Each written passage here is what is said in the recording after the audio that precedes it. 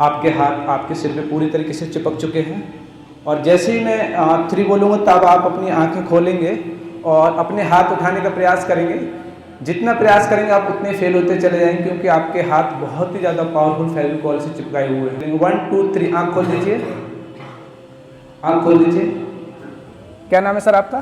Sonu. Sir आप अपने हाथ उठाने की कोशिश कीजिए, उठा नहीं पाएंगे। जितनी कोशिश करेंगे उतने फेल होते चले जाएंगे, असंभव है आपके लिए। क्या नाम है आपका?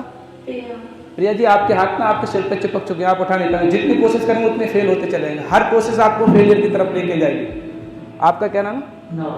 आप अपने हाथ उठाने की कोशिश कीजिए, नवाब सिंह उठा ही नहीं पाएंगे। जितनी कोशिश करेंगे उतने फेल होते चले जाएंगे। हर कोशिश आप असफलता की तरफ लेके जाएगी, हर कोशिश आपको असफलता की तरफ लेके जाएगी। जितनी कोशिश करेंगे आप उतने फेल होते चले जाएंगे। असंभव है आपका हाथ उठा पाना, असंभव है, बिल्कुल असंभव। Deep sleep, deep sleep. अब मैं जैसे ही आपके हाथ उठा करके आपके पैर पे छोड़ूंगा तो आप इससे भी दोगुनी गहरी नींद में चले जाएंगे। Deep sleep, deep sleep. अभी आपने देखा कि इनके माइंड को ये बोला कि आप अपने हाथ अपने सिर से नहीं छुटा पाओगे, और ये नहीं छुटा पाते हैं। ऐसे ही हमें कुछ लोगों ने ऐसा गाइड कर दिया, साहब जी मोक्ष आपको नहीं मिलेगा। मोक्ष तो उन्हीं लोगों को मिलेगा जो अपना घर परिवार छोड़ के जंगल में जाके तप करेगा। उसी को निर्माण प्राप्त होगा जो अपने घर परिवार छोड़ देगा, साधु संत बन जाएगा, हिमालय में जाके बैठेगा।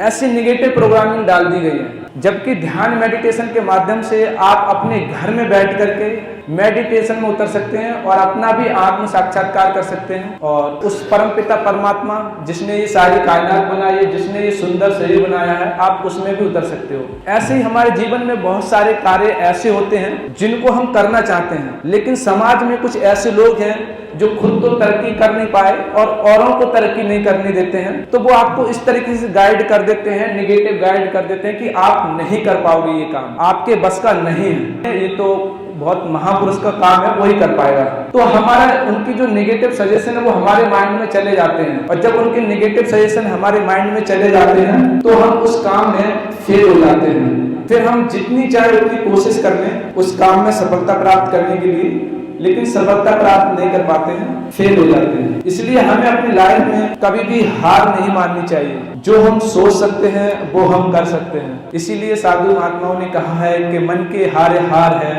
और मन के जीते जीत। यदि हम अपने मन से हार जाएंगे तो इस दुनिया से हार जाएंगे, और यदि हम मन में जीत जाएंगे तो इस दुनिया से जीत जाएंगे और अपने आप से भी जीत जाएंगे। हम ध्यान मेडिटेशन में बैठते हैं, हमारा मन कहीं कहीं भागता रहता है, तो हम ऊब जाते हैं कि नहीं, ध्यान मेडिटेशन हम नहीं कर सकते और ये हमारे लिए नहीं बना है। तो हमें हार नहीं माननी चाहिए। जब हम हार नहीं मानेंगे तो हमारा मन ही हार मान लेगा।